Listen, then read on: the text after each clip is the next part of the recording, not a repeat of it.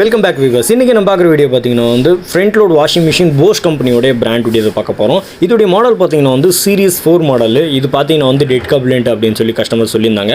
அதாவது சுத்தமாகவே ஆன் ஆகலை அப்படின்னு சொல்லியிருந்தாங்க. இப்போ நம்ம இன்புட் பவர் சப்ளை எல்லாம் கொடுத்துட்டு இப்போ செக் பண்ணி பார்க்குறோம். பட் சுத்தமாகவே ஆன் ஆகலை.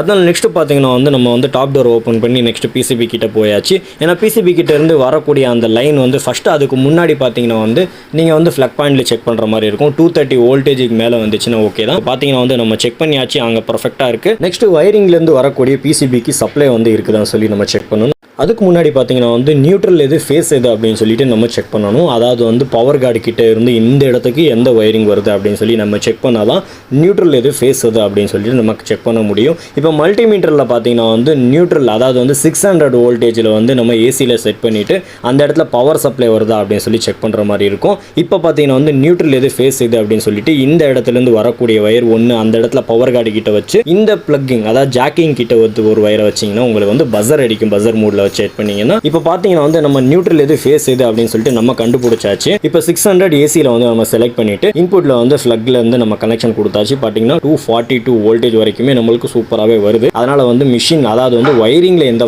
ப்ராப்ளமே கிடையாது. இப்போ நெக்ஸ்ட் பார்த்தீங்கன்னா போர்டில் தான் ப்ராப்ளம் இருக்கு அப்படின்னு சொல்லிட்டு நம்ம கன்ஃபார்ம் பண்ணியாச்சு. இப்போ பார்த்தீங்கன்னா நம்ம எல்லாமே நம்ம செப்பரேட்டாக போர்டை ரிமூவ் பண்ணிட்டு நெக்ஸ்ட் பார்த்தீங்கன்னா மெக்கானிக்கிட்ட செக்கிங் கொடுக்க போகிறோம்.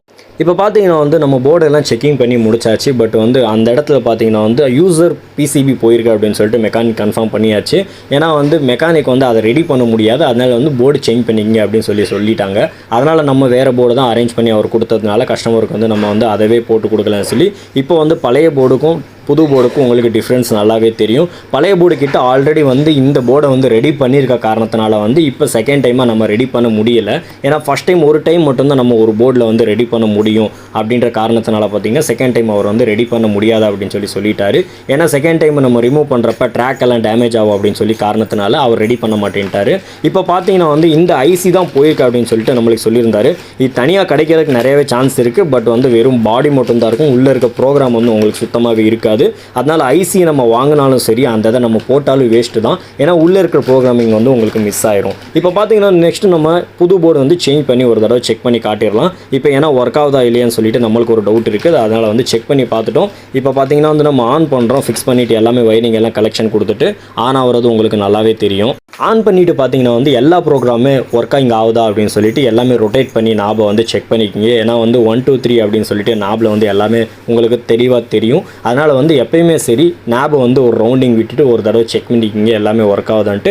அதே மாதிரி செக்கிங் காண்டி ஒரு தடவை 30 மினிட்ஸ் இல்லாட்டி 15 மினிட்ஸ் வாஷிங் அதாவது குயிக் வாஷிங்கில் செலக்ட் பண்ணி ரன்னிங் விடுங்க. அதுக்கு முன்னாடி பார்த்தீங்கன்னா ஸ்பின் அதாவது ட்ரெயினில் ஒரு தடவை செட் பண்ணி மிஷின் மோட்டர் ரன்னிங் ஆகுதா அப்படின்னு சொல்லிட்டு கன்ஃபார்ம் பண்ணிங்க. இந்த வீடியோ உங்களுக்கு ரொம்ப யூஸ்ஃபுல்லாக இருந்துச்சுன்னா லைக் பண்ணி ஷேர் பண்ணுங்கள். மறக்காமல் சப்ஸ்கிரைப் பண்ண மறந்துடாதீங்க.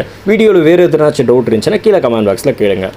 பெங்களூரில் நம்ம சர்வீஸ் தேவைப்படுறவங்க கீழே டிஸ்கிரிப்ஷனில் நம்மளுடைய காண்டாக்ட் டீட்டெயில்ஸ் இருக்குது. வேணுன்றவங்க தேவைப்படுறவங்க நம்மளை காண்டாக்ட் பண்ணி டீட்டெயில்ஸ் கேட்டுக்கலாம்.